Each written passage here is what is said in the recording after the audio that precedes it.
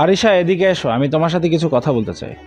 ঢাকার গুলশানের এক বিলাসবহুল ডুপ্লেক্স বাড়ির বিশাল ড্রয়িং রুমে বসেছিলেন দেশের অন্যতম শীর্ষস্থানীয় ব্যবসায়ী চৌধুরী গ্রুপ অফ ইন্ডাস্ট্রির মালিক জনাব আশরাফ চৌধুরী। তার হাতে বেশ কয়েকটা শপিং ব্যাগ থেকে বের করা বিল, আর তার কপালে গভীর চিন্তার ভাঁজ। কি হয়েছে ড্যাড?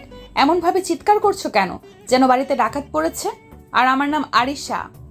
আরিশা, এভাবে আরিশা বলে ডাকবে না প্লিজ, খুব খ্যাত শোনায়।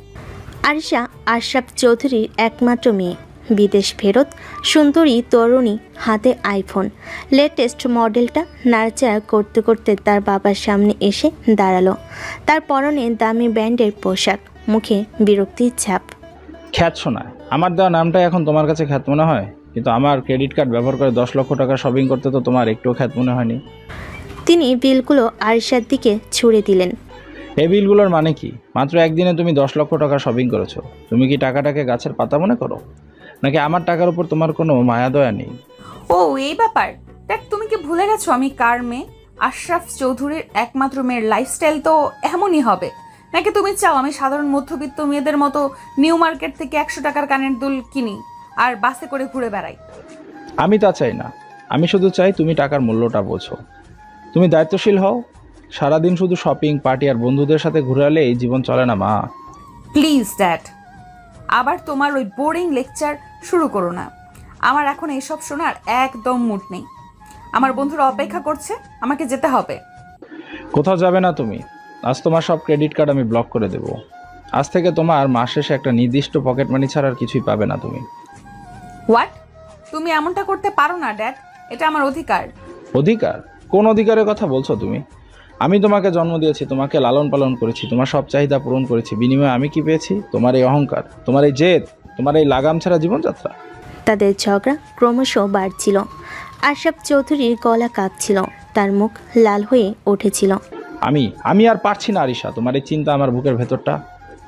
কথাটা শেষ করতে পারলেন না তিনি। হঠাৎ করেই তিনি বুকের বাঁ দিকে হাত চেপে ধরে সোফা থেকে পড়ে যাওয়ার ভান করলেন। তার চোখ দুটো বন্ধ, মুখ দিয়ে গঙ্গানির শব্দ বের হচ্ছে। ড্যাড, ড্যাড কি হয়েছে তোমার? চোখ খোলো ড্যাড, প্লিজ আমার সাথে কথা বলো। আরিশার পায়ের নিচের মাটি যেন সরে গেল। সে জীবনে প্রথমবার ভয় পেল, প্রচণ্ড ভয়। সে চিৎকার করে বাড়ির কাজে লোকেদের ডাকলো। জামাল চাচা, ড্রাইভার, তাড়াতাড়ি আসুন, বাবাকে হসপিটালে নিয়ে যেতে হবে। শহরের সবচেয়ে দামি হাসপাতালের প্রাইভেট কেবিনে বাইরে করিডোরে পায়চারি করছে আরিশা। তার দামি পোশাক এলোমেলো, চোখের নিচে কালি জমেছে। গত কয়েক ঘন্টা তার উপর দিয়ে যেন একটা ঝড় বয়ে গেছে। ঠিক তখনই কেবিনে দরজা খুলে বেরিয়ে এলেন ডাক্তার। তার পেছনে বেরিয়ে এলো আহনাফ। আহনাফ আশরাফ চৌধুরীর পার্সোনাল অ্যাসিস্ট্যান্ট, একজন স্মার্ট, বুদ্ধিমান এবং অসম্ভব রকমের বিশ্বস্ত কর্মচারী। গত 5 বছর ধরে সে ছায়ার মতো আশরাফ চৌধুরীর পাশে আছে। ডাক্তার, আমার বাবা কেমন আছেন? ওনার কি হয়েছে? প্লিজ বলুন, উনি ঠিক আছেন? দেখুন মিস আরিশা, আপনার বাবার একটা ম্যাসিভ হার্ট অ্যাটাক হয়েছে। আমরা আমাদের সাধ্যমতো চেষ্টা করছি, কিন্তু আগামী 24 ঘন্টায় কিছু বলা যাচ্ছে না। ওনার অবস্থা খুবই ক্রিটিক্যাল, আপনারা দোয়া করুন। ডাক্তার চলে যাওয়ার পর আরিশা প্রায় ভেঙে পড়ল। আহনাফ তাকে ধরে ফেলল। ম্যাডাম প্লিজ নিজেকে সামলান। স্যার ঠিক হয়ে যাবেন। আপনাকে এখন শক্ত থাকতে হবে। সব আমার জন্য হয়েছে। আমি বাবার এই অবস্থার জন্য দায়ী। আমি যদি ওনার সাথে ওভাবে ঝগড়া না করতাম। এখন এসব ভেবে লাভ নেই ম্যাডাম, এখন স্যারের সুস্থতাটাই সবচেয়ে বড় কথা। কিছুক্ষণ পর একজন নার্স বেরিয়ে এসে বলল, রোগী আপনাদের সাথে কথা বলতে চান, তবে প্লিজ ওনাকে কোনো রকম উত্তেজিত করবেন না। আরিশা আর আহনাফ দৌড়ে ভেতরে ঢুকলো। আশরাফ চৌধুরী নাকি মুখে অক্সিজেন মাস্ক লাগানো, হাতে স্যালাইন চলছে। তিনি খুব দুর্বলভাবে তাদের দিকে তাকালেন। আরিশা, মা আমার কাছে আয়। বাবা, তুমি ঠিক হয়ে যাবে বাবা, কিচ্ছু হবে না তোমার। আমার সময় হয়তো শেষ হয়ে এসেছে মা। আমি যাওয়ার আগে তোকে একটা নিরাপদ হাতে তুলে দিয়ে যেতে চাই। কি সব বলছো বাবা? তোমার কোথাও যাওয়া হবে না, তুমি আমার সাথেই থাকবে। আনাফ, বাবা এদিকে এসো। আমার একটা শেষ ইচ্ছা আছে, তুমি কি রাখবে? স্যার আপনি প্লিজ এমন কথা বলবেন না। আপনার যা আদেশ আমি তাই করব। আপনি শুধু সুস্থ হয়ে যান। আমি আমার মেয়েকে তোমার হাতে তুলে দিয়ে যেতে চাই বাবা। তিনি আরিশার হাতটা আহনাফের হাতের উপর রেখে দিলেন। আমি জানি একমাত্র তুমিই পারবে ওকে সামলাতে, একমাত্র তুমিই পারবে ওকে জীবনের বাস্তবতা শেখাতে। প্লিজ বাবা, আমার এই শেষ ইচ্ছাটা তুমি ফেলো না। আমার মেয়েটাকে তুমি বিয়ে করো। এই অপ্রত্যাশিত প্রস্তাবে আরিশা এবং আহনাফ দুজনেই বজ্রহতের মতো স্তব্ধ হয়ে গেল। বাবা, এটা তুমি কি বলছো? আমি আহনাফকে বিয়ে করব? তোমার পার্সোনাল অ্যাসিস্ট্যান্টকে? এটা অসম্ভব। স্যার আপনি প্লিজ শান্ত হন। আপনার শরীরে কিন্তু চাপ পড়ছে। আমার হাতে আর সময় নেই। যদি তোরা আমার এই শেষ ইচ্ছাটা পূরণ না করিস, আমি হয়তো শান্তিতে মরতেও পারবো না। তার কথা বলার সাথে সাথেই মনিটরে বিপ বিপ শব্দটা দ্রুত হতে শুরু করলো। বাবা, বাবা। Doctor, nurse. ডাক্তার আর নার্সরা ছুটে এলেন। তারা আরিশা আর আহনাফের বাইরে যেতে বললেন। বাইরে বেরিয়ে আরিশা কান্নায় ভেঙে পড়ল। সে কি করবে কিছুই বুঝতে পারছিল না। একদিকে তার বাবার জীবন, আরেকদিকে তার নিজের জীবন। সে আহনাফকে তার বাবার চাকর ছাড়া আর কিছুই মনে করে না। তাকে বিয়ে করার কথা সে স্বপ্নেও ভাবতে পারে না। ম্যাডাম আমি জানি আপনি কি ভাবছেন। আপনি চিন্তা করবেন না। আমি স্যারের সাথে কথা বলবো। উনি সুস্থ হলেই আমি ওনাকে বোঝাবো যে এটা। আর যদি বাবা সুস্থ না হন? তার কণ্ঠস্বর ছিল তীব্র, ধারালো। সে আহনাফের দিকে এমনভাবে তাকালো যেন তার সব রাগের কারণ এই আহনাফই। শোনো, আমি তোমাকে বিয়ে করতে রাজি, কিন্তু আমার কয়েকটা শর্ত আছে। শর্ত? হ্যাঁ, শর্ত। প্রথমত, এই বিয়েটা হবে একটা নাটক, শুধু আমার বাবার জন্য। দ্বিতীয়ত, এই বিয়েটা হবে মাত্র 1 বছরের জন্য, একটা চুক্তি। ঠিক 1 বছর পর কোনো প্রশ্ন না করে, কোনো দাবি দেওয়া না করে তুমি আমাকে ডিভোর্স দিবে এবং আমার জীবন থেকে চিরদিনের মতো চলে যাবে। আহনাফ চুপ করে রইল। কি হলো, কথা বলছো না কেন?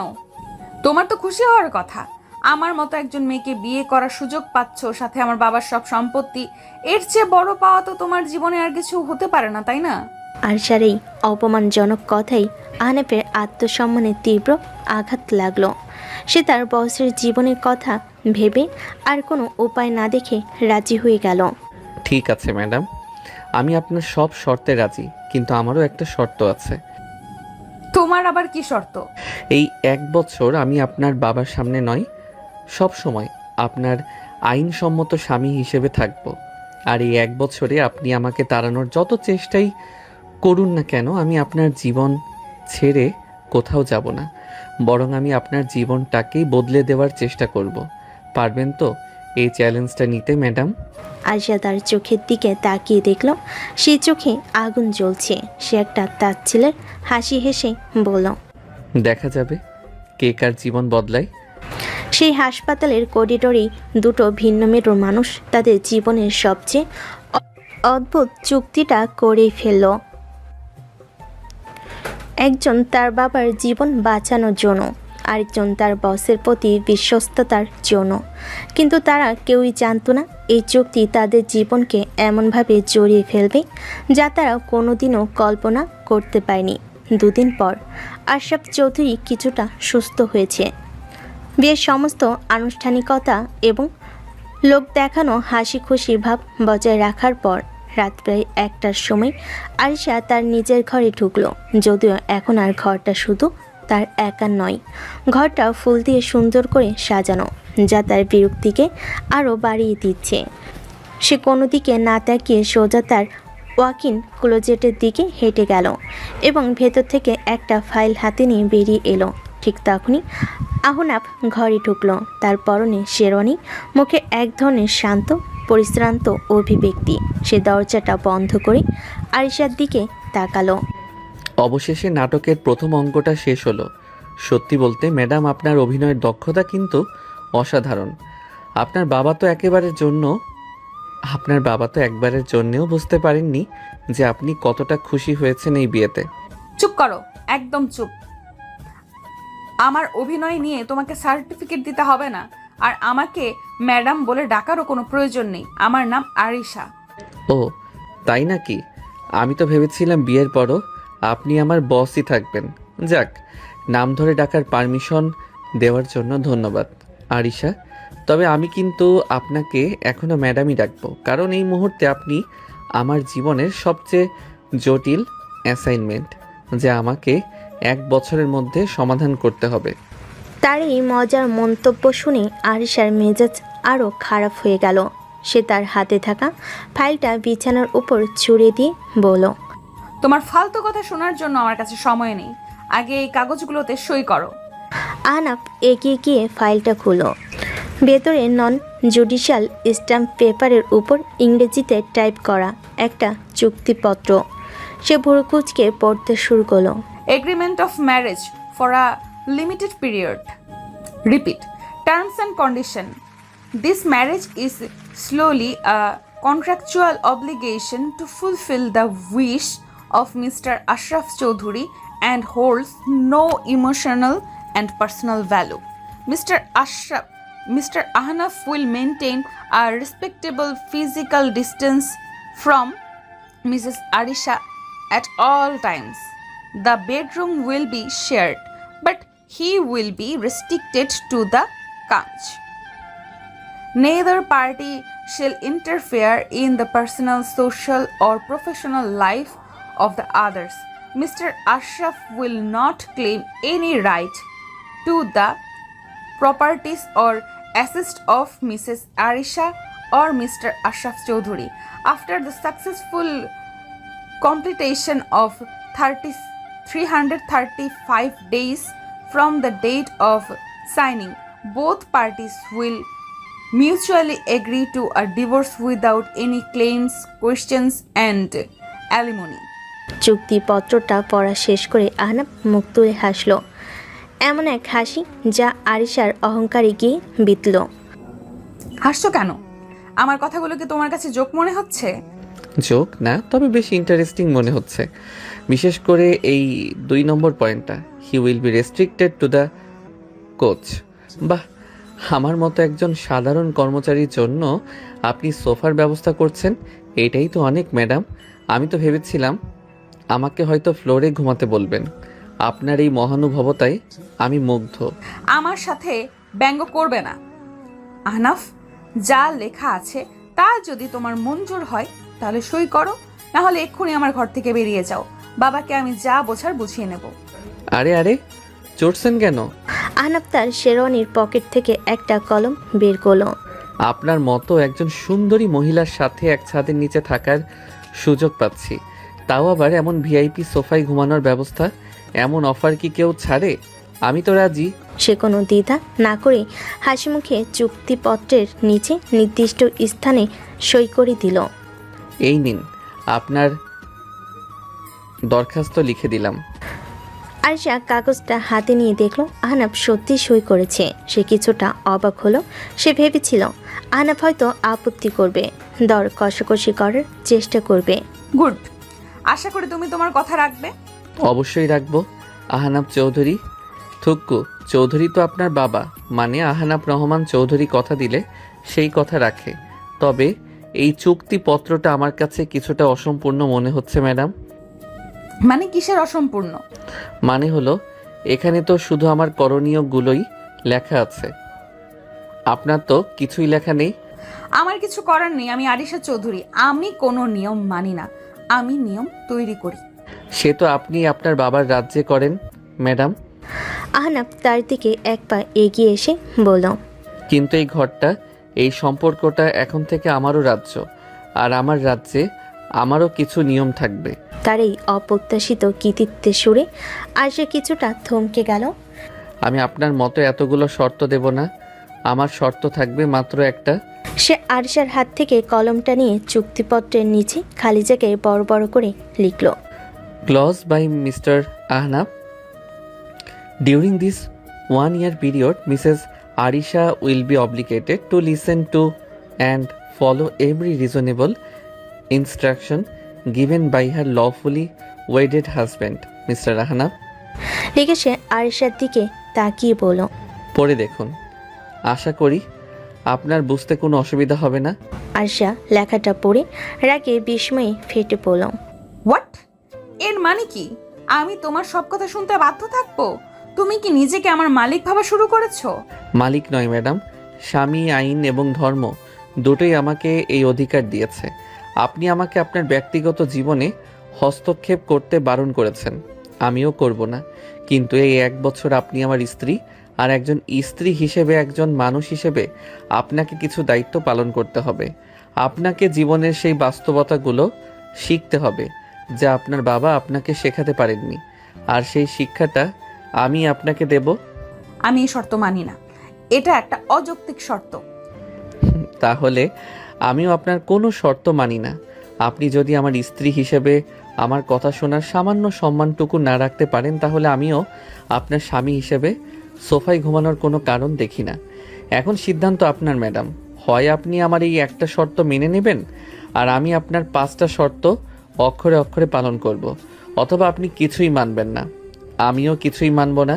সেক্ষেত্রে এই বাসর রাতটা হয়তো আপনার জন্য খুব একটা সুখকর হবে না।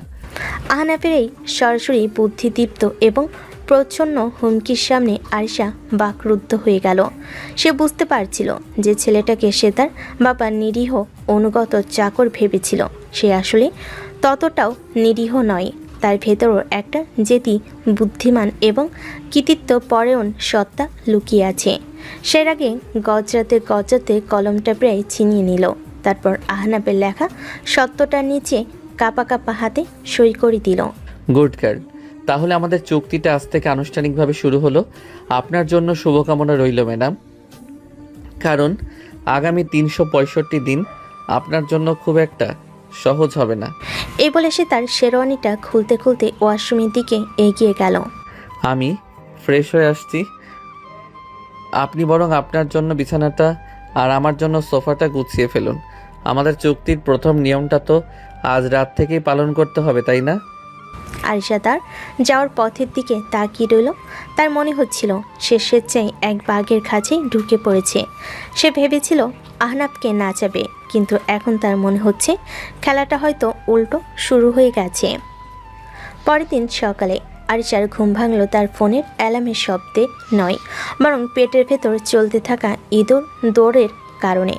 প্রচণ্ড কফি নেশা পেয়েছে তার। বিদেশে থাকার অভ্যাস, সকালের প্রথম ভোরে তার একমগ করা ব্ল্যাক কফি না হলে চলে না। কোথায় গেল? সকাল সকাল পালিয়েছে নাকি? এক রাতের শাসনেই ভয় পেয়ে গেছে। ভীতু একটা। সে ফ্রেশ হয়ে তার দামি সিল্কের নাইট গাউন পরে ঘর থেকে বেরিয়ে রান্নাঘরের দিকে গেল।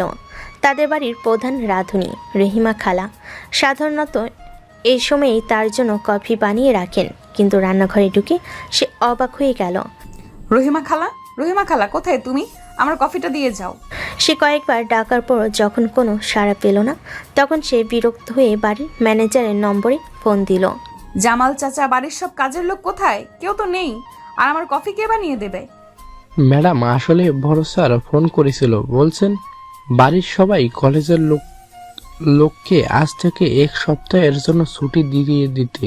হোয়াট? ছুটি? কেন? বাবার কি মাথা খারাপ হয়ে গেছে? তাহলে বাড়ির কাজ কে করবে, আর আমার দেখাশোনা কে করবে? ম্যাডাম, আহনাফ স্যার তো আছেন, বড় স্যার বলেছেন উনি নাকি আপনার সব দেখাশোনা করবেন। ফোনটা কেটে দিল আরিশা। রাগে তার শরীর জ্বলে যাচ্ছে। সে বুঝতে পারছিল এটা তার বাবারই কোনো নতুন চাল, আর এই চালের পেছনে মস্তিষ্কটা যে আহনাফের, সেটাও সে আজ করতে পারছিল। আহনাফ, আহনাফ কোথায় তুমি? সে চিৎকার করতে করতে পুরো বাড়ি খুঁজছিল। ঠিক তখনই দেখলো আহনাফ জগিংয়ের পোশাক পরে কানে হেডফোন লাগিয়ে ব্যায়াম করতে করতে বাড়ির বাগানের দিক থেকে আসছে। গুড মর্নিং ম্যাডাম, এত সকালে আমার নাম ধরে এমনভাবে ডাকাডাকি করছেন যে মনে হচ্ছে বাড়িতে আগুন লেগেছে। কোনো সমস্যা? সমস্যা? তুমি জিজ্ঞেস করছো কোনো সমস্যা কিনা? আরিশা তার সামনে এসে দাঁড়ালো। বাড়ির সব কাজের লোককে ছুটি দিয়েছে কেন? এটা নিশ্চয়ই তোমার বুদ্ধি, তাই না? বাবাকে তুমিই উস্কেছো। আমি? ছি ম্যাডাম, আমি কেন আপনার বাবার মতো একজন সম্মানীয় মানুষকে উস্কানি দিতে যাব? উনি হয়তো চেয়েছেন আপনি আপনার নতুন সংসারটা নিজের হাতে গুছিয়ে নিন, একজন আদর্শ স্ত্রীর মতো। এতে তো আমার কোনো দোষ নেই। আদর্শ স্ত্রী মাই ফুট। আমি এসব নাটক করতে পারবো না। আমি এখন কফি খাবো। যাও আমার জন্য কফি বানিয়ে আনো।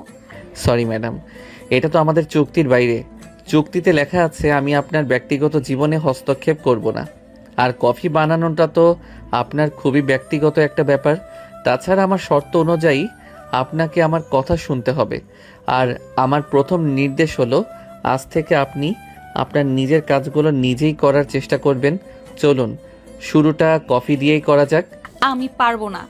চেষ্টা তো করুন। আপনার মতো ব্রিলিয়েন্ট মেয়ের কাছে এক কাপ কফি বানানো তো কোনো ব্যাপারই না, নাকি আমি ভুল বললাম? আরশার আগে গজরাতে গজরাতে রান্নাঘরে ঢুকলো। সে ইউটিউবে how to make black coffee লিখে সার্চ দিয়ে আনাড়ির মতো কাজ শুরু করলো। কফি বিনসের বদলে সে ভুলে চায়ের পাতা মিশিয়ে দিল, পানির জায়গায় দুধ ঢেলে দিল, আর চিনি বয়াম খুলতে গিয়ে অর্ধেক চিনি মেঝেতে ফেলে দিল। আহনাফ দরজায় হেলান দিয়ে দাঁড়িয়ে হাতে একটা আপেল খেতে খেতে পুরো দৃশ্যটা উপভোগ করছিল আর মিটিমিটি হাসছিল। বাহ, কী দৃশ্য! চৌধুরী গ্রুপের ভবিষ্যৎ উত্তরাধিকারী আজ রান্নাঘরে যুদ্ধ করছেন। আজকের এই ঐতিহাসিক মুহূর্তটা তো ছবি তুলে ফ্রেমে বাঁধিয়ে রাখা উচিত। আপনার বাবা দেখলে খুব খুশি হতেন। তুমি যদি এখন এখান থেকে না যাও, তাহলে তোমার মাথার উপরে আমি এই গরম পানিটা ঢেলে দিব।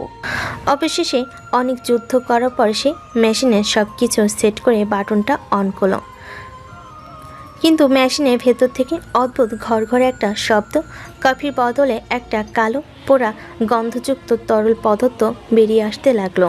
আরিশা হতাশ হয়ে বিরক্ত হয়ে রান্নাঘরের স্ল্যাবের উপর রাখা একটা খালি মগ তুলে নিয়ে আহনাফের দিকে ছুঁড়ে মারার জন্য হাত তুলল, আমি আর পারছি না। কিন্তু মগটা তার হাত থেকে বের হওয়ার আগে আহনাফ ঝড়ে পেকে তার কাছে এসে তার হাতটা ধরে ফেল। না ম্যাডাম, এত সহজে হার মানলে তো চলবে না। তার স্পর্শে আরিশার শরীরটা মুহূর্তে কেঁপে উঠল। সে দ্রুত তার হাতটা ছাড়িয়ে নিল। জিনিসপত্র নষ্ট করা ভালো না ম্যাডাম, রাগ করে নিজের ক্ষতি করাটা বোকামি। আর তাছাড়া এই মগগুলো তো আপনার বাবার টাকা দিয়ে কেনা, তাই না? নিজের বাবার টাকা এইভাবে নষ্ট করা কি ঠিক? আরিশা কোনো উত্তর দিতে পারল না। সে হতাশ হয়ে একটা চেয়ারে বসে পড়ল। যেই মেয়ে সামান্য এক কাপ কফিও ঠিকমতো বানাতে পারে না, সে নাকি আমাকে 1 বছরের মধ্যে তার জীবন থেকে তাড়িয়ে ছাড়বে। আপনার এই আত্মবিশ্বাসটা সত্যি প্রশংসার যোগ্য ম্যাডাম। তার এই ব্যঙ্গাত্মক প্রশংসায় আরিশার চোখে জল চলে এলো। সে জীবনের প্রথমবার নিজের উপর এতটা অসহায় বোধ করছিল। আহনাফ তার এই অবস্থা দেখে আর মজা করলো না। সে নিজে কফি মেকারটা পরিষ্কার করলো এবং কয়েক মিনিটের মধ্যেই দুটো ধোয়া ওঠা ব্ল্যাক কফির মগ তৈরি করলো। একটা মগ আরিশার সামনে রেখে পড়ল। নিন, খেয়ে নিন। আর হ্যাঁ, আজ থেকে প্রতিদিন সকালে 1 ঘন্টা করে আপনার রান্না শেখার ক্লাস হবে, আর আপনার টিচার হব আমি। এটাও কিন্তু আমার সেই শর্তেরই অংশ। ম্যাডাম, আমার কথা তো আপনাকে শুনতেই হবে। আরিশা কোনো কথা না বলে চুপচাপ কফির মগে চুমুক দিল। কফিটা হয়তো একটু বেশি তেতো ছিল, কিন্তু সেই মুহূর্তে আহনাফের বানিয়ে দেওয়া ওই কফিটাই তার কাছে অমৃতের মতো মনে হচ্ছিল। সে বুঝতে পারছিল এই ছেলের সাথে লড়াইটা তার জন্য খুব একটা সহজ হবে না। সেদিন বিকেলে আরিশা যখন তার ঘরে বসে রাগে গজাতে গজাতে অনলাইন শপিং সাইটে তার বাতিল হয়ে যাওয়া ক্রেডিট কার্ডগুলো চেষ্টা করছিল, তখন আহনাফ বাড়ির পেছনে লনে গেল। সেখানে সুইমিং পুলের পাশে বসে তার শ্বশুরমশাই জনাব আশরাফ চৌধুরী চিন্তিত মুখে চা খাচ্ছিলেন। কি খবর আঙ্কেল? আপনাকে দেখে তো মনে হচ্ছে দেশের সব শেয়ার মার্কেটে ধস নেমেছে। আর বলো না বাবা, মেয়ের চিন্তায় আমার রাতের ঘুম হারাম হয়ে গেছে। ও কি খুব বেশি রাগারাগি করছে? তোমাকে খুব বিরক্ত করছে, তাই না? আরে ধুর, আপনার মেয়ে তো একটা বিড়াল ছানা, শুধু শুধু মিউমিউ করে, কামড়ানোর সাহস নেই। আপনি একদম চিন্তা করবেন না। মিশন ইম্পসিবল আমার হাতে যখন পড়েছে, তখন তো এটা মিশন পসিবল হবেই। তোমার উপর আমার সেই বিশ্বাসটা আছে বাবা, কিন্তু মাঝে মাঝে আমারই খুব কষ্ট হয়। মেয়েটাকে কোনোদিনও কোনো কষ্ট দিইনি। এখন আপনি ওকে কষ্ট দিচ্ছেন না আঙ্কেল, আপনি ওকে জীবনের জন্য তৈরি করছেন। একটা পাথরের মূর্তিকেও তো সুন্দর আকৃতি দেওয়ার জন্য ছেনি হাতুড়ির আঘাত সহ্য করতে হয়, তাই না? আপনার মেয়ে তো হীরের টুকরো, শুধু একটু ঘষা মাজা করতে হবে, এই আর কি। আহনাফের এই কথাই আশরাফ চৌধুরীর মুখটা উজ্জ্বল হয়ে উঠল। তবে একটা কথা বলতেই হয় আঙ্কেল। কি কথা? আপনার সেই হার্ট অ্যাটাকের অভিনয়টা কিন্তু অস্কার পাওয়ার মতো ছিল। আমি তো এক মুহূর্তের জন্য সত্যি ভয় পেয়ে গিয়েছিলাম আপনি বিজনেসের পাশাপাশি অভিনয়ে চেষ্টা করলে কিন্তু ভালোই করতেন, বলিউডে চান্স পেয়ে যেতেন। এই কথাই আশরাফ চৌধুরী হো হো করে হেসে উঠলেন। কি করব বাবা, দুষ্টু গরুর চেয়ে শূন্য গোয়াল ভালো, কিন্তু আমার তো একটাই গরু, তাকে তো লাইনে আনতেই হবে, তাই না? যাকে বলো, তোমার প্ল্যান অনুযায়ী তো সব কিছু হচ্ছে। একদম পারফেক্টলি আঙ্কেল। অপারেশন আরিশার প্রথম ধাপ সফলভাবে সম্পন্ন হয়েছে। কাজের লোক ছুটি, ক্রেডিট কার্ড বন্ধ। আজ সকালে তো নিজের হাতে কফি বানাতে গিয়ে প্রায় রান্নাঘরেই আগুন লাগিয়ে দিচ্ছিল। বলো কি? হ্যাঁ, এরপর থেকে প্রতিদিন সকালে 1 ঘন্টা করে রান্নার ক্লাস নেব আমি। তারপর ওকে লোকাল বাসে চড়াবো, মাসের খরচের হিসাব করতে শেখাবো। দেখবেন কয়েক মাসের মধ্যেই আপনার অহংকারী প্রিন্সেস মেয়েটা একজন দায়িত্বশীল সংসারী রানী হয়ে উঠবে। শুধু আপনি আপনার দিক থেকে শক্ত থাকবেন। ও যতই কান্নাকাটি করুক, আপনি কিন্তু একদমই মন গলাবেন না। সেজন্য তো তোমাকে বেছে নিয়েছি বাবা, আমি জানি তুমিই পারবে। আমার মেয়েটার জীবনটা গুছিয়ে দেওয়ার দায়িত্বটা এখন তোমার হাতেই দিয়ে দিলাম। আপনি নিশ্চিন্তে থাকুন আঙ্কেল, আমি আমার বসের দেওয়া সবচেয়ে কঠিন কিন্তু সবচেয়ে প্রিয় অ্যাসাইনমেন্টটা খুব যত্ন করে শেষ করব বস। দুজনেই একসাথে হেসে উঠল। তাদের এই হাসি আর আত্মবিশ্বাসী কথোপকথনই বলে দিচ্ছিল যে আরশার সামনের দিনগুলো খুব একটা সহজ হবে না। তার শিক্ষকদের পরিকল্পনা যে অনেক দূর পর্যন্ত বিস্তৃত। কয়েকদিন ধরে বাড়িতে বন্দি জীবন কাটানোর পর আরিশার অবস্থা প্রায় পাগল হওয়ার মতো। তার ক্রেডিট কার্ড ব্লক, গাড়ি নেই, ইন্টারনেট সংযোগও ইচ্ছাকৃতভাবে স্লো করে দেওয়া হয়েছে। আহনাফের শাসন আর রান্না শেখানোর ক্লাসে সে অতিষ্ঠ। অবশেষে সে আহনাফকে সবার সামনে অপমান করার এবং তার আসল অর্থনৈতিক অবস্থা দেখিয়ে দেওয়ার জন্য একটা মোক্ষম সুযোগ পেল। শোনো, আমি আজ শপিংয়ে যাব। আহনাফ সোফায় বসে ল্যাপটপে কাজ করতে করতে বলল, বাহ, খুব ভালো কথা, কিন্তু যাবেন কিভাবে? আপনার তো গাড়ি নেই। নাকি হেঁটে হেঁটে নিউ মার্কেট যাওয়ার প্ল্যান করছেন? ফাজলামো করবে না, তুমি আমাকে নিয়ে যাবে। আমি আপনার সাথে শপিংয়ে? ম্যাডাম, এটা তো আমাদের চুক্তির বাইরে। তাছাড়া আপনার তো ক্রেডিট কার্ডও নেই, শপিং করবেন কিভাবে? নাকি উইন্ডো শপিংয়ের নতুন ট্রেন্ড চালু করতে যাচ্ছেন? আমার ক্যাশ টাকা আছে, আর তুমি আমাকে নিয়ে যেতে বাধ্য, কারণ তোমার শর্ত অনুযায়ী তুমি আমার আইনসম্মত স্বামী, আর একজন স্বামীর দায়িত্ব হলো তার স্ত্রীর সব শখ পূরণ করা। বাহ, প্রয়োজন হলে আপনি আইনও খুব ভালো বোঝেন দেখি। ঠিক আছে, চলুন। আপনার যখন এতই শখ হয়েছে, তখন আপনার গরিব স্বামীর সাথে শপিং করার অভিজ্ঞতাটাও একবার হয়ে যাক। আহনাফ জানতো এটা আরিশার পাতা কোনো নতুন ফাঁদ, কিন্তু সে এই খেলার জন্য প্রস্তুত ছিল। গুলশানের একটি বিলাসবহুল শপিং মল। অবশেষে তারা শপিং মলে চলে এলো। আহনাফ আর আরিশা যখন শপিং মলের সবচেয়ে দামি ডিজাইনার ব্র্যান্ডের শোরুমে লাক্সে ঢুকলো, তখন সেখানে আগে থেকেই উপস্থিত ছিল আরিশার হাই সোসাইটির 2 বান্ধবী, শায়লা এবং রিয়া। দেখে বোঝা যাচ্ছে সব কিছু পূর্ব পরিকল্পিত। শায়লা আরিশাকে জড়িয়ে ধরে নাটকীয়ভাবে বলল, ও মাই গড, আরিশা তুই এখানে? আমি তো ভাবতেই পারিনি বিয়ের পর তোকে আর দেখতেই পেলাম না। তোর বাবা তোকে একেবারে গৃহবন্দী করে রেখেছে শুনলাম। আহনাফের দিকে তাচ্ছিলের দৃষ্টিতে তাকিয়ে বলে, আর ইনিই বুঝি তোর সেই হাজবেন্ড? হাই, আমি রিয়া। হ্যালো, আমি আহনাব, আরিশার হাজব্যান্ড এবং ওর বাবার ভাষায় ওর সামলানেওয়ালা। আপনাদের সাথে পরিচিত হয়ে খুব ভালো লাগলো। আহনাফের এই সহজ উত্তরে মেয়েরা কিছুটা থমকে গেল। তার ভেবেছিল আহনাফ হয়তো অস্বস্তিতে পড়বে। তোরা এখানে কি করছিস? আর বলিস না, নতুন কালেকশন এসেছে তাই দেখতে এলাম। তুইও তো শপিং করতে এসেছিস তাই না? চল একসাথে দেখি। আহনাফ ভাইয়া, আপনি কি আমাদের সাথে জয়েন করবেন নাকি এখানে দাঁড়িয়ে বোর হবেন? আরে, বোর হব কেন? আমার স্ত্রীর পছন্দ অপছন্দ সম্পর্কে তো আমারও জানা দরকার, তাই না? Please carry on. এরপর শুরু হলো আরিশার আসল খেলা। সে ইচ্ছে করে শোরুমের সবচেয়ে দামি এবং সবচেয়ে এক্সক্লুসিভ পোশাকগুলো একটা একটা করে ট্রাই করতে লাগলো এবং আহনাফকে দেখে মতামত জানতে চাইল। আহনাফ, দেখো তো এই ড্রেসটা কেমন লাগছে আমার। এইটার দাম মাত্র 2.5 লাখ টাকা। ড্রেসটা সুন্দর, কিন্তু আমার মনে হয় এটার রংটা আপনার ব্যক্তিত্বের সাথে ঠিক যাচ্ছে না। আপনাকে লালের চেয়ে কালো রঙে বেশি মানায়, তাই না? শাইলা ফিসফিস করে রিয়াকে বলে, দেখেছিস, দাম শুনে ছেলেটার মুখটা কেমন ফ্যাকাশে হয়ে গেছে, এখন রং নিয়ে বাহানা করছে। ওকে ফাইন, তাহলে এটা দেখো।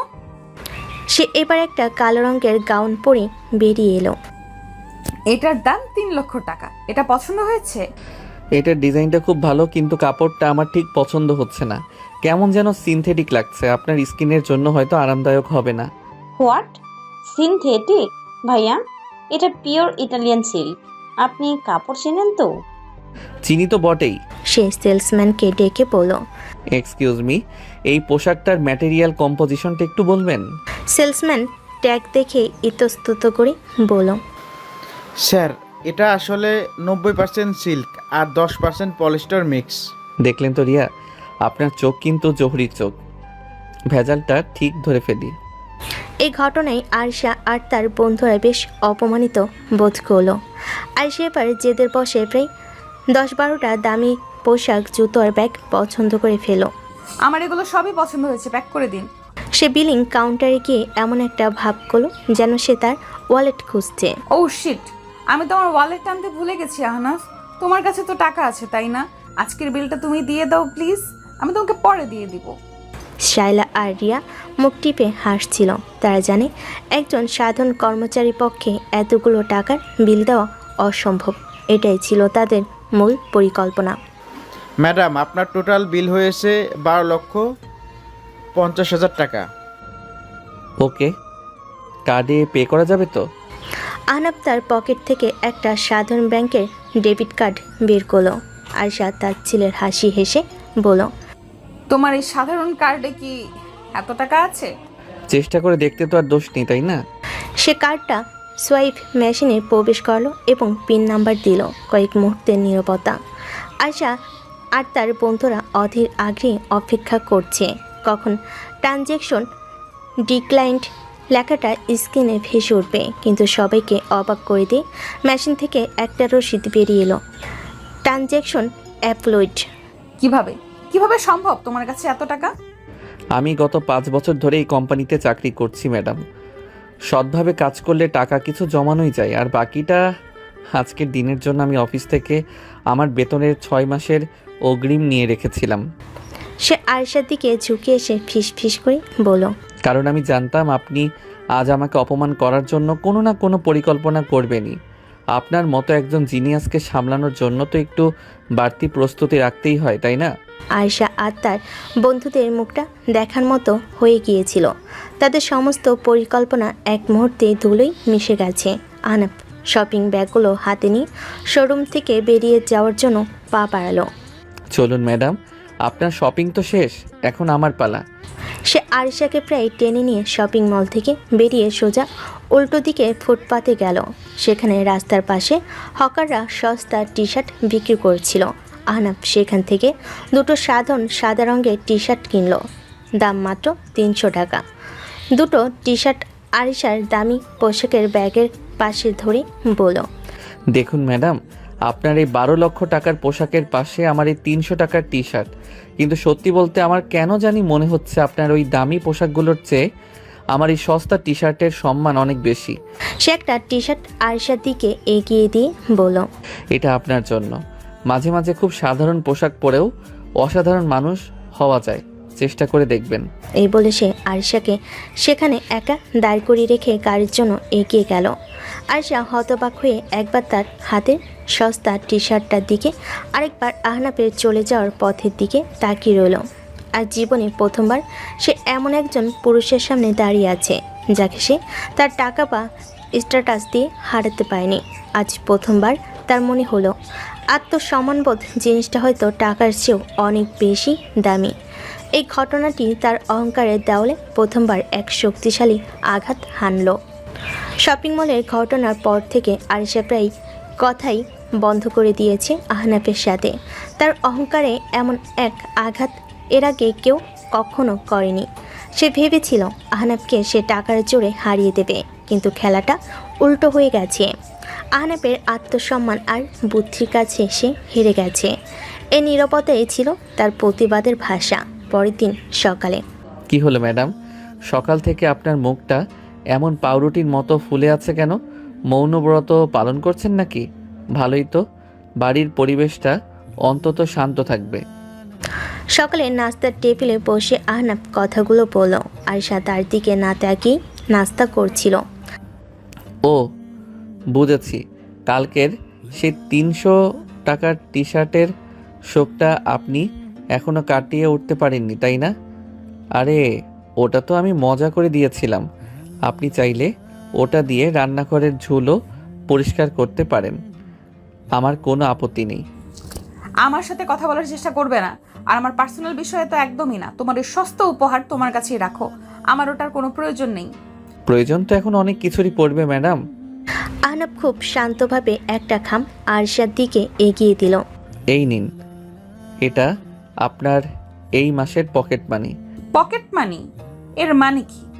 আমার টাকার জন্য তোমার কাছে হাত পাততে হবে নাকি? হাত পাততে হবে না, তবে আমার দেওয়া নিয়মেই চলতে হবে। আপনার বাবা অর্থাৎ আমার শ্রদ্ধেয় শ্বশুর মশাই আপনার সমস্ত ক্রেডিট কার্ড এবং ব্যাংক অ্যাকাউন্ট সাময়িকভাবে ব্লক করে দিয়েছেন। হোয়াট?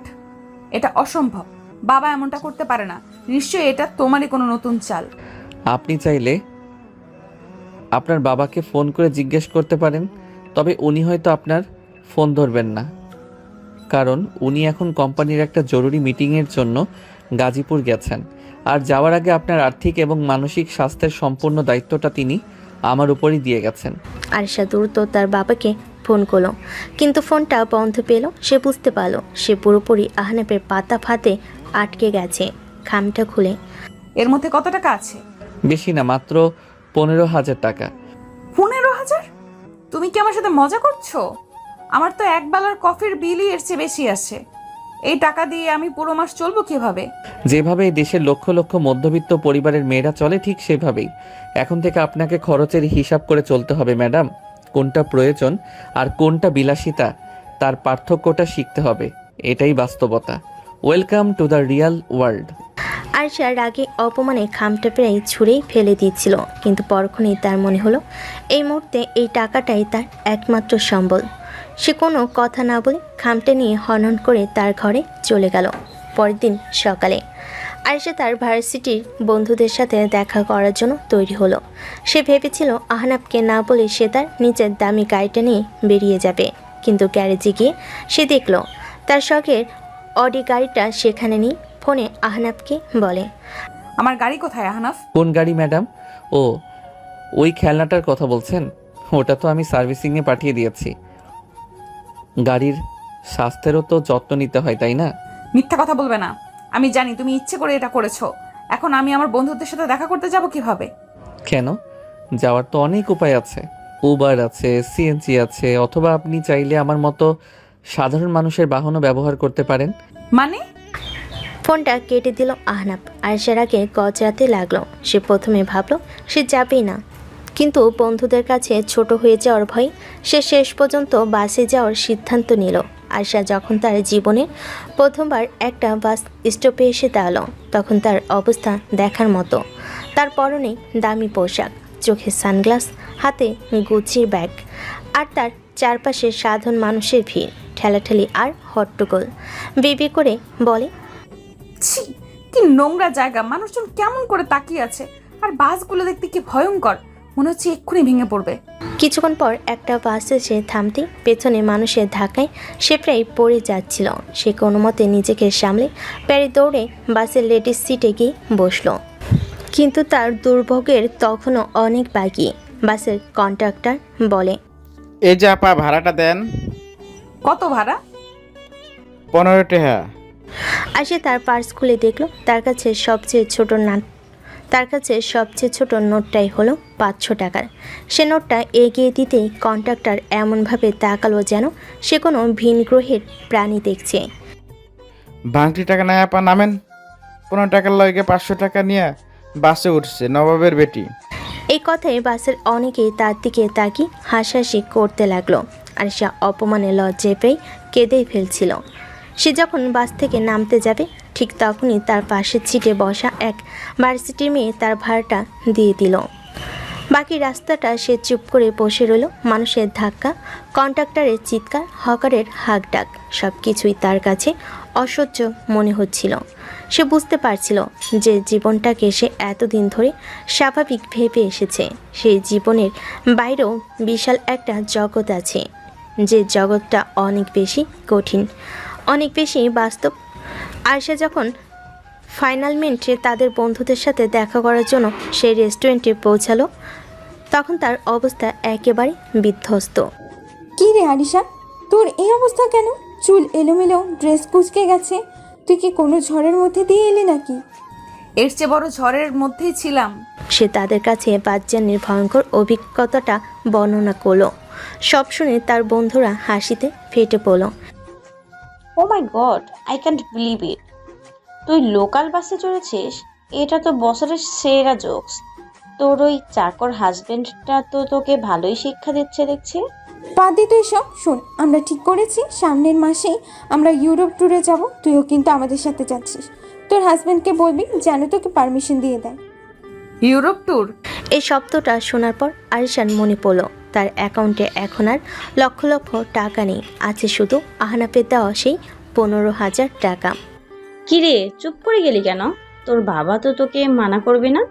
নাকি তোর ওই কিপটুস হাজবেন্ডটা মানা করবে? বন্ধুদের এই খোঁচাতে আরিশার খুব খারাপ লাগলো। সে বুঝতে পারছিল সে আর আগের মতো নেই, তার জীবনটা এখন আর তার নিজের নিয়ন্ত্রণে নেই। আমি পরে জানাবো।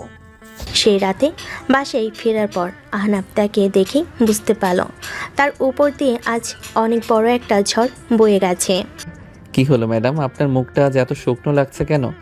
রোমাঞ্চকর বাস জার্নিটা কি খুব একটা সুখকর হয়নি? আরিশা কোনো উত্তর দিল না। সে চুপচাপ তার ঘরে গিয়ে দরজা বন্ধ করে দিল।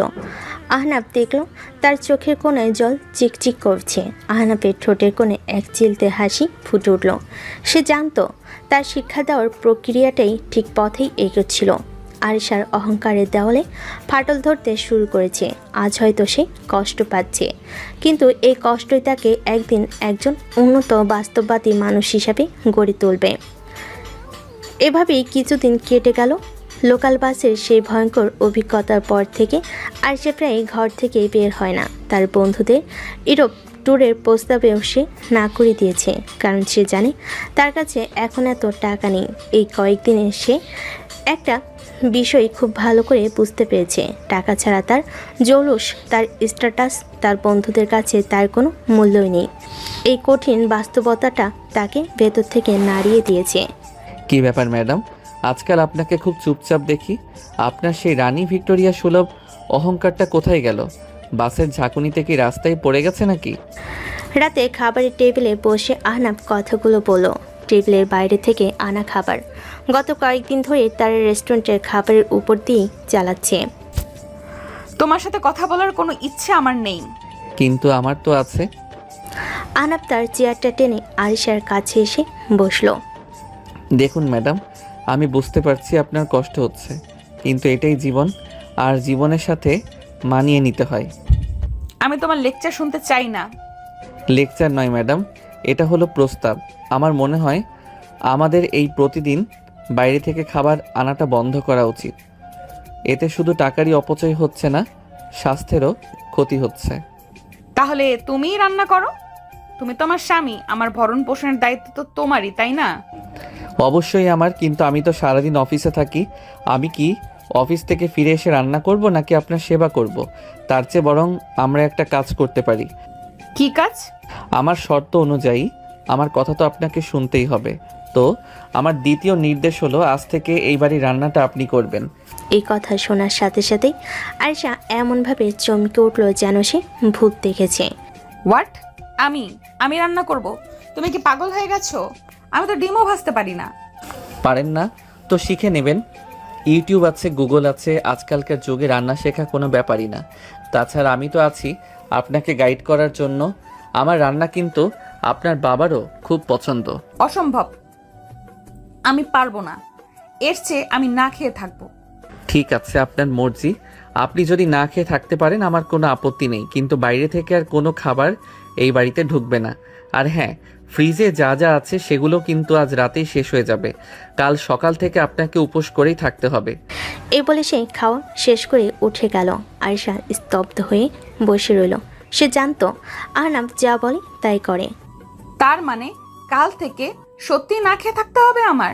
পরের দিন দুপুর, ক্ষুধার জ্বালায় আরিশার পেট চোচো করছে। সকাল থেকে সে শুধু পানি খেয়ে আছে। আহনাফ অফিসে যাওয়ার আগে তাকে ফ্রিজ খুলে দেখিয়ে দিয়ে গেছে। সেখানে কাঁচা সবজি, ডিম আর আটা ছাড়া আর কিছুই নেই। কি অসভ্য, কি নির্দয় একটা লোক! একটা মানুষকে কেউ এভাবে কষ্ট দিতে পারে? আমাকে রান্না করতে হবে? আমি আরিশা চৌধুরী রান্না করব? ইম্পসিবল। কিন্তু পেটের ক্ষুধা যখন ইগোর চেয়েও বড় হয়ে উঠল, তখন সে অনিচ্ছা সত্ত্বেও রান্নাঘরের দিকে পা বাড়ায়। ওকে ফাইন, দেখা যাক রান্নাটা এমন কি কঠিন কাজ। আমি আরিশা চৌধুরী পারি না এমন কিছু নেই। সে তার ট্যাবটা নিয়ে রান্নাঘরে ঢুকলো। ইউটিউবে সার্চ দিল হাউ টু মেক রুটি and egg fry for beginners. সবচেয়ে সহজ ভিডিওটা প্লে করে সে কাজে লেগে পড়ল। কিন্তু তত্ত্বীয় জ্ঞান আর বাস্তব প্রয়োগে সে এক জিনিস নয়, তা সে হাড়ে হাড়ে টের পেল। সে আটার প্যাকেটের দিকে তাকিয়ে। এখানে তো লেখা আছে পরিমাণ মতো পানি দিতে, কিন্তু পরিমাণটা যে কত সেটা তো লেখা নেই। থুর। সে আন্দাজের উপর ভর করে আটার মধ্যে পানি ঢালতে শুরু করলো। ফলস্বরূপ আটার খামিটা নরম কাদার মতো হয়ে গেল। সেটাকে সামলাতে গিয়ে তার হাতে মুখে এমনকি চুলও আটা লেগে গেল। ইয়াক, কি নোংরা! আমার ম্যানিকিউর করা নখগুলোর কি অবস্থা হলো! ছি! অনেক যুদ্ধ করে কোনো মতে কয়েকটা সে রুটি বানালো। ধ্যাৎ, একটা রুটিও গোল হলো না। এইগুলো রুটি বানালাম নাকি আফ্রিকার মানচিত্র? থাক, গোল হোক আর মানচিত্র, যাবে তো পেটের মধ্যে। ডিম ভাজি তো সহজ, ওটা আমি পারবই। সে এবার ডিম ভাজতে গেল, কিন্তু গরম তেলে ডিম ছাড়তেই তেল ছিটকে সে তার হাতে লাগলো। আউচ মাগো! সে ব্যথায় চিৎকার করে উঠল আর তাড়াহুড়ো করতে গিয়ে লবণের বয়মের বদলে ভুলে চিনি বয়ম থেকে 1 চামচ চিনি ডিমের ওপর ছড়িয়ে দিল। প্রায় 1 ঘন্টা যুদ্ধ করার পর রান্নাঘরের অবস্থা দেখার মতো হয়েছিল। মেঝেতে আটা, তেল, ডিমের খোসা পড়ে আছে। সিঙ্কটা ময়লা বাসনে ভর্তি। আর আরিশা নিজে ক্লান্ত বিধ্বস্ত হয়ে ফ্লোরে বসে পড়েছে। তার চোখের কোণায় জল। ঠিক তখনই আহনাফ অফিস থেকে ফিরল। রান্নাঘরের এই অবস্থা আর আরিশার এই করুণ দশা দেখে সে প্রথমে অবাক হলো, তারপর তার হাসি পেয়ে গেল। হোয়াট ম্যাডাম, আপনি কি রান্না করছিলেন নাকি রান্নাঘরের উপর দিয়ে টর্নেডো বইয়ে দিচ্ছিলেন? আপনার অবস্থা তো সিরিয়ার যুদ্ধক্ষেত্রে সৈনিকের মতো লাগছে। আরিশা তার দিকে তাকিয়ে কান্নায় ভেঙে পড়ল। আমি পারিনি আহনাফ, আমি সত্যিই কিছু পারি না। আমি একটা ইউজলেস। এই প্রথম আরিশা তার সামনে নিজের হার স্বীকার করে নিল। তার এই অসহায় কান্না ভেজা রূপটা দেখে আহনাফের বুকের ভেতরটা কেমন যেন মোচড় দিয়ে উঠল। তার আর মজা করতে ইচ্ছে করলো না। আহনাফ তার পাশে বসে তার মাথার চুল থেকে আটা ঝেড়ে দিতে দিতে বলে, কে বলেছে আপনি ইউজলেস? আপনি পৃথিবীর সবচেয়ে জেদি, সবচেয়ে অহংকারী আর সবচেয়ে সুন্দর মেয়ে। আর যেই মেয়েটা এত কিছু হতে পারে, তার কাছে রান্না শেখা তো কোনো ব্যাপারই না। তার কণ্ঠস্বরটা ছিল অপ্রত্যাশিতভাবে নরম এবং আন্তরিক। উঠুন, আজকে আমাদের প্রথম টিম ওয়ার্ক হবে। টিম আরিশা, আহনাফ। আমি ক্যাপ্টেন আর আপনি আমার ডেপুটি। চলুন দেখি আমরা দুজন মিলে এই যুদ্ধক্ষেত্রটাকে সামলাতে পারি কিনা। এরপর শুরু হলো তাদের জীবনের প্রথম যৌথ মিশন। আহনাফ আরিশাকে হাতে কলমে শেখাতে লাগলো কিভাবে আটা মাখতে হয়, কিভাবে রুটি বেলতে হয়। আরিশা প্রথমে ইতস্তত করলো আহনাফের মজার কথা আর আন্তরিক চেষ্টায় সে ধীরে ধীরে সহজ হয়ে গেল। এই তো হচ্ছে, বাহ! আপনার বানানো রুটি তো দেখি একেবারে চাঁদের মতো গোল হয়েছে। যদিও এটা অমাবস্যার চাঁদ, তাতে কি? চুপ করো তো। তাদের খুনসুটি, হাসাহাসি আর একসাথে কাজ করার মধ্য দিয়ে সেই পোড়া ভাঙাচোরা রুটি আর মিষ্টি ডিম ভাজি তৈরি হলো। রান্নাঘর পরিষ্কার করে তারা যখন খাবারের টেবিলে বসলো, তখন প্রায় রাত 10টা। আহনাফ একটা পোড়া রুটির টুকরো মুখে দিয়ে বলে, অসাধারণ। আমার জীবনে আমি এত সুন্দর রুটি খাইনি। মিথ্যা কথা বলবে না, ওটা তো পুড়ে গেছে। পুড়ে গেছে তো কি হয়েছে? এই রুটিটা তো আমরা দুজন মিলে বানিয়েছি, তাই না? একসাথে করা পরিশ্রমের স্বাদ সবসময় মিষ্টি হয় ম্যাডাম, সেটা ডিম ভাজি হলেও। আয়শা কোনো কথা না বলে চুপচাপ খেতে লাগলো। তার কাছেও সেই অদ্ভুত স্বাদের খাবারটাই যেন অমৃতের মতো মনে হচ্ছিল।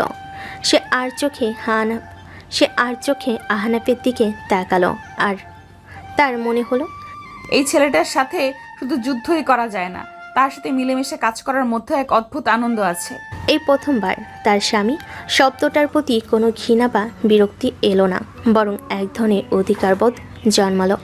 রাতে খাবার শেষে আরিশা যখন ক্লান্ত শরীরে তার ঘরের দিকে যাচ্ছিল, তখন আহনাফ তার পথ আটকে দাঁড়ালো। দাঁড়ান ম্যাডাম, কোথায় যাচ্ছেন? আমার সাথে কথা শেষ হয়নি। কি আবার কি হলো? রাতের খাবার তো শেষ, এখন আবার কোন নতুন নির্দেশ জারি করার জন্য চুলকানি উঠেছে তোমার? চুলকানি আমার ওঠেনি, উঠেছে আপনার হাতে। হাতটা দিন তো দেখি। মানে কি বলছো এসব? ছাড়ো আমার হাত। আহনাফ কোনো কথা না বলে প্রায় জোর করেই আরিশার ডান হাতটা টেনে নিল। আলো নিচে মেলে ধরতেই তার চোখ পড়ল কবজির কাছে ছোট্ট লালচে দাগটার ওপর। এটা কখন হলো? কিভাবে লাগলো? ও কিছু না, সামান্য একটু তেল ছিটকে লেগেছিল, ঠিক হয়ে যাবে। তুমি অযথাই সিন ক্রিয়েট করছো। চুপ করুন, একদম চুপ। আপনার কাছে হয়তো এটা সামান্য, কারণ আপনি নিজের যত্ন নিতেই শেখেননি, কিন্তু আমার কাছে নয়। চলুন আমার সাথে। সে আরিশার কোনো আপত্তি না শুনে তাকে প্রায় টেনে নিয়ে গিয়ে বেডরুমের বিছানার উপর বসালো। তারপর ফার্স্ট এইড বক্স থেকে একটা বান্নাল অয়েলমেন্ট আর তুলো নিয়ে এলো। হাতটা দিন, আর এবার যদি না করেন তাহলে কিন্তু আমি জোর করব।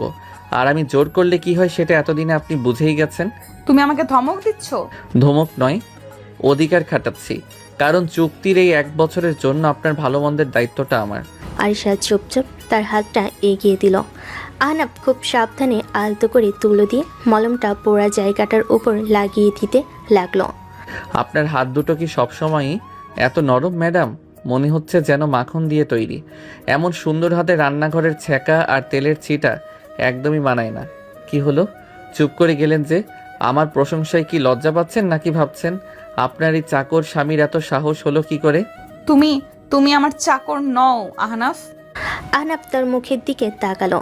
তার চোখে মুখে স্পষ্ট চিন্তার ছাপ। আহনাফ হালকা ফু দিতে দিতে বলে, ব্যথা করছে খুব? সত্যি করে বলুন।